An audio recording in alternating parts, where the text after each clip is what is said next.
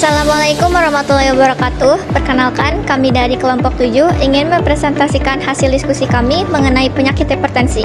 Perkenalkan, nama saya Amalia Siramadani dengan NPM 2341022125. Perkenalkan, nama saya Widya Dwiagnia dengan NPM 234102120. Perkenalkan, nama saya Eva Nusada dengan NPM 234102119.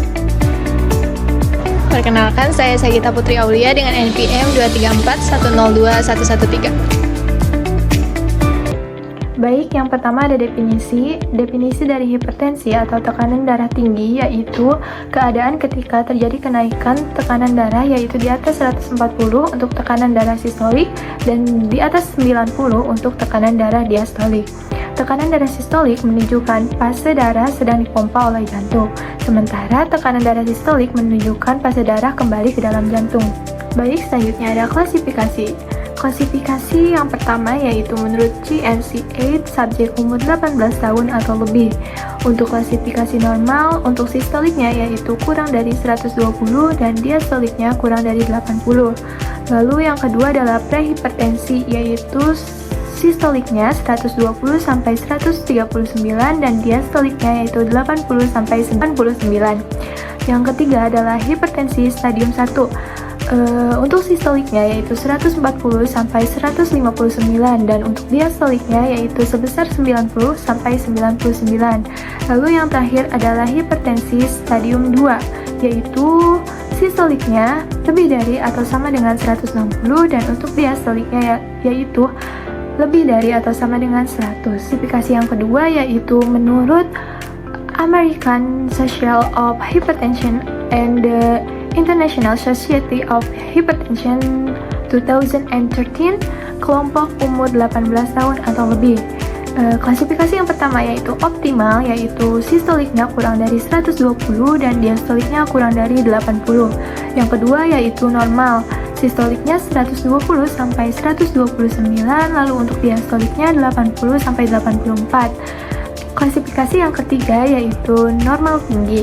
Untuk sistoliknya yaitu 130 sampai 139 dan untuk diastoliknya yaitu 85 sampai 89. Lalu untuk hipertensi derajat 1 yang yaitu sistoliknya 140 sampai 159 dan untuk diastoliknya yaitu 90 sampai 99. Lalu untuk hipertensi derajat 2 yaitu untuk sistoliknya 160 sampai 179 dan untuk diastoliknya yaitu 100 sampai 109. Lalu untuk hipertensi derajat 3 yaitu lebih dari atau sama dengan 180 untuk sistoliknya dan diastoliknya yaitu lebih dari atau sama dengan 110. Lalu yang terakhir adalah hipertensi sistolik terisolasi yaitu lebih dari sama dengan 140 untuk sistoliknya dan kurang dari 90 untuk diastoliknya. Baik, selanjutnya ada etiologi. Etiologi untuk hipertensi terbagi menjadi dua. Yang pertama adalah etiologi untuk hipertensi primer atau etiologi esensial. Yang kedua adalah etiologi untuk hipertensi sekunder atau hipertensi non-esensial. Untuk hipertensi primer atau hipertensi esensial yaitu hipertensi yang penyebabnya tidak diketahui atau idiopatik. Penyebab yang belum jelas ini sering dikaitkan dengan gaya hidup yang kurang sehat. Hipertensi primer merupakan hipertensi yang paling banyak terjadi, sekitar 90% dari kejadian hipertensi. Lalu untuk hipertensi sekunder adalah hipertensi yang disebabkan oleh penyakit lain seperti penyakit ginjal, kelainan hormonal, atau penggunaan obat tertentu. Untuk selanjutnya yaitu tanda dan gejala. Kebanyakan orang dengan tekanan darah tinggi tidak mengalami tanda dan gejala apapun. Namun ada beberapa gejala yang sering dikaitkan dengan tanda dan gejala hipertensi yaitu seperti sakit kepala, kelelahan, mual, muntah, sesak napas, gelisah, dan pandangan menjadi kabur karena kerusakan pada ginjal, otak, mata, dan juga jantung. Berdasarkan Yobel and Antonio 2017, tanda dan gejala hipertensi yaitu sakit kepala atau rasa berat saat ditengkuk, vertigo, jantung berdebar-debar, sering merasakan mudah kelelahan, penglihatan matanya kabur, keluar darah dari hidung, sulit tidur, dan sering merasa cemas dan juga gelisah. Yang selanjutnya yaitu evaluasi praoperasi. Nah, ini bertujuan untuk memastikan tekanan darah terkontrol dan menilai risiko kardiovaskular serta organ target. Pemeriksaan ini meliputi anamnesis, pemeriksaan fisik, serta tes seperti EKG dan ekokardiografi atau TTE atau TEE untuk mendeteksi hipertrofi vertikal kiri, disfungsi diastolik atau gangguan fraksi ejeksi. Kemudian jika diperlukan, konsultasi kardiologi atau neurologi dapat dilakukan terutama pada pasien dengan gejala mengkhawatirkan atau operasi besar. Nah, pemeriksaan laboratorium seperti kreatinin serum, elektrolit, dan hitung darah lengkap membantu menilai fungsi ginjal dan risiko pendarahan. Kemudian, optimalisasi kondisi pasien sebelum operasi dapat dilakukan melalui pendekatan tim dalam perioperatif surgical home untuk mengurangi komplikasi perioperatif. Yang selanjutnya yaitu patofisiologi dari hipertensi. Nah, hipertensi ini terjadi melalui mekanisme pembentukan angiotensin 2 dari angiotensin 1 oleh enzim pengubah angiotensin 1 converting enzyme atau ACE. Nah, angiotensin 2 ini meningkatkan tekanan darah melalui dua cara utama, yaitu yang pertama merangsang sekresi hormon antidiuretik atau ADH yang mengurangi pengeluaran urin sehingga meningkatkan volume darah. Kemudian yang kedua yaitu memicu pelepasan aldosteron yang meningkatkan reabsorpsi NaCl di ginjal, menarik cairan ekstraseluler dan memperbesar volume darah. Faktor lain seperti genetik, asupan garam berlebih, stres, serta gangguan hormonal, kelenturan pembuluh darah, dan sistem saraf juga berperan dalam patogenesis hipertensi esensial yang bersifat multifaktorial dan kompleks. Yang selanjutnya yaitu penata laksanaan dari hipertensi. Penata laksanaan ini berfokus pada menurunkan tekanan darah kurang dari 140 mm air raksa sistolik dan 90 mm air raksa diastolik. Resiko komplikasi seperti gangguan kardiovaskular atau penyakit ginjal akan menurun saat tekanan darah rata-rata kurang dari 140/90 mm air raksa. Penata laksanaan dari hipertensi ini terbagi menjadi dua, yaitu penata laksanaan farmakologi dan penata laksanaan non-farmakologi. Untuk penata laksanaan non-farmakologi yang dapat dilakukan yaitu dengan cara modifikasi gaya hidup, pengurangan berat badan, pembatasan natrium, modifikasi diet lemak, olahraga, pembatasan alkohol, menghentikan kebiasaan merokok, dan teknik relaksasi. Kemudian macam-macam teknik relaksasi yang dapat dilakukan yaitu teknik relaksasi nafas dalam, teknik relaksasi afirmasi, teknik relaksasi otot progresif, dan teknik relaksasi Bensons. Yang selanjutnya yaitu komplikasi hipertensi. Nah, komplikasi hipertensi ini bisa terjadi pada otak yang sering disebut hipertensi ensefalopati. Merupakan sindrom klinik akut bersifat reversibel yang disebabkan karena kenaikan tekanan darah secara mendadak sehingga melampaui batas autoregulasi otak.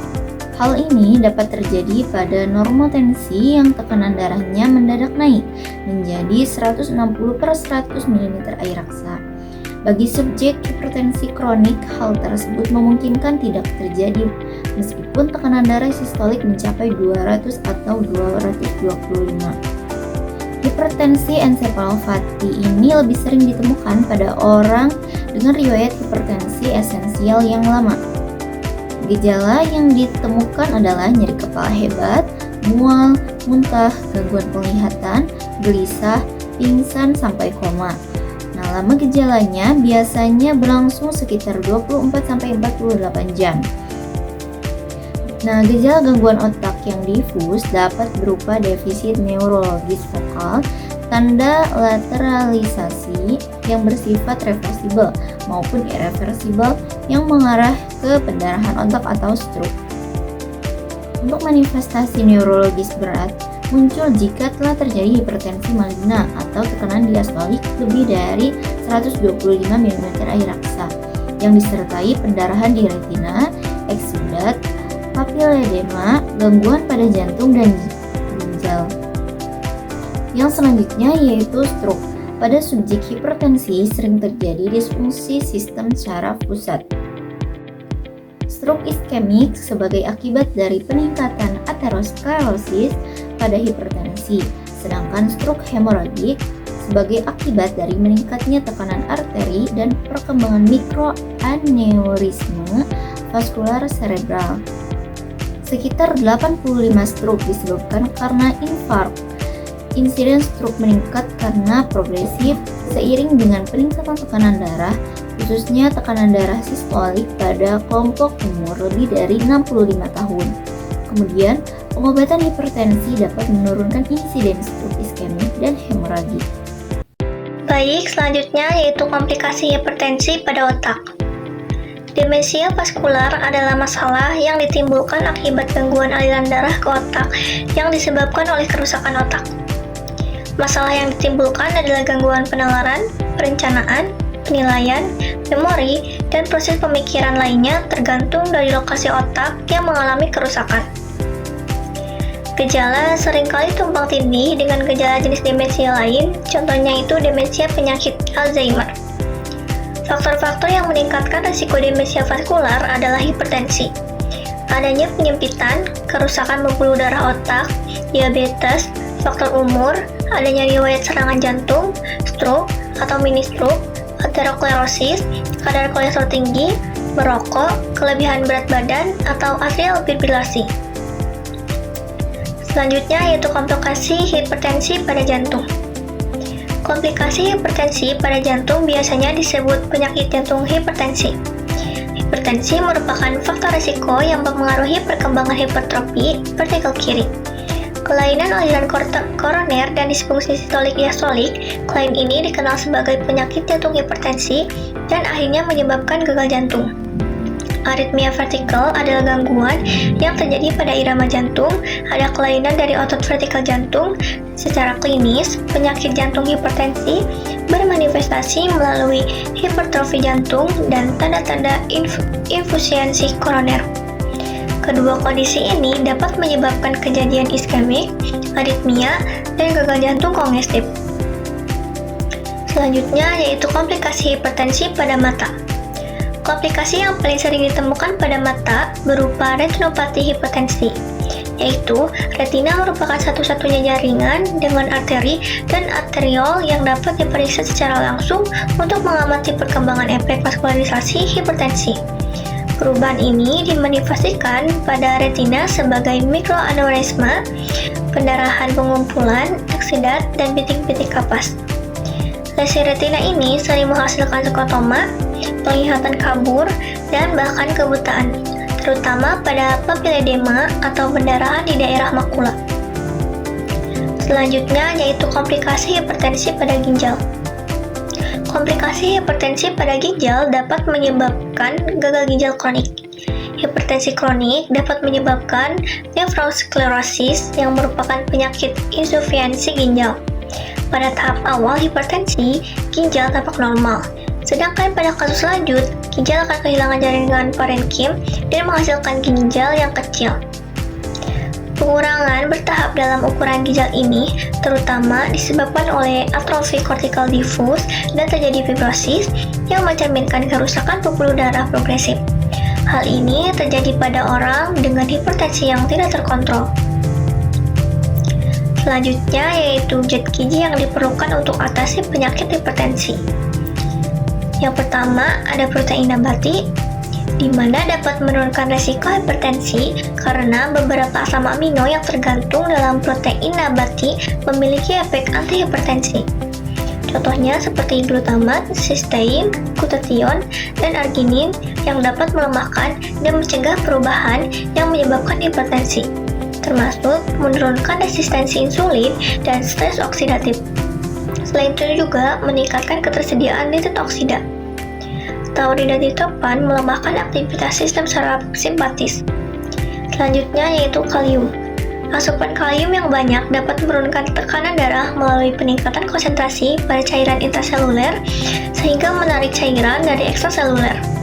mekanisme kalium dalam menurunkan tekanan darah, yaitu dengan cara vasolidasi yang mengakibatkan penurunan retensi perifer total dan peningkatan output jantung. Kalium juga bersifat diuretik yang dapat menurunkan tekanan darah dalam tubuh. Kalium berperan dalam mengatur saraf perifer dan sentral yang berpengaruh terhadap tekanan darah. Kadar kalium dapat mempengaruhi tekanan darah apabila kadar natrium di dalam tubuh meningkat. Apabila kadar natrium di dalam tubuh kurang atau normal, maka kadar natrium kurang berpengaruh terhadap tekanan darah. Selanjutnya yaitu magnesium. Magnesium berkaitan dengan hipertensi karena mempengaruhi relaksasi otot polos vaskular dan memberikan efek interaktif dengan kalsium. Magnesium bermanfaat untuk kesehatan jantung dan menurunkan tekanan darah secara alami. Magnesium merupakan inhibitor dari kontraksi otot polos pembuluh darah dan berperan dalam pengaturan tekanan darah sebagai vasolidator. Kekurangan magnesium menyebabkan penyempitan dinding arteri dan kapiler dan berpengaruh terhadap kejadian hipertensi. Selanjutnya yaitu kalsium, di mana asupan kalsium yang rendah menyebabkan peningkatan tekanan darah tinggi dengan merangsang pelepasan hormon paratiroid atau renin yang mengarah terjadinya peningkatan konsentrasi kalsium intraseluler dalam vaskular sel otot polos dan mengakibatkan vasokonstriksi. Baik, selanjutnya di sini terdapat jenis bahan pangan yang ditawarkan. Yang pertama ada dari sumber karbohidrat, diantaranya yaitu beras, kentang, singkong, tepung terigu, tepung tapioka, kue, gula, dan makanan yang diolah dari bahan-bahan tersebut tanpa ditambahkan garam dapur dan soda, seperti halnya makaroni, mie, bihun, roti, biskuit, dan kue kering. Lalu selanjutnya ada dari sumber protein hewani, diantaranya telur maksimal yaitu 1 butir per hari, dan daging juga ikan maksimal 100 gram per hari. Lalu yang selanjutnya ada dari sumber protein nabati, diantaranya itu semua kacang-kacangan dan hasilnya yang diolah dan dimasak tanpa garam dapur. Lalu selanjutnya ada sayuran, yang dianjurkannya yaitu semua sayuran segar, sayuran yang diawetkan tanpa garam dapur dan natrium benzoat. Lalu ada buah-buahan, yang dianjurkannya yaitu semua buah-buahan segar, buah yang diawetkan tanpa garam dapur dan natrium benzoat. Lalu lemak, yaitu minyak goreng, margarin, dan mentega tanpa garam.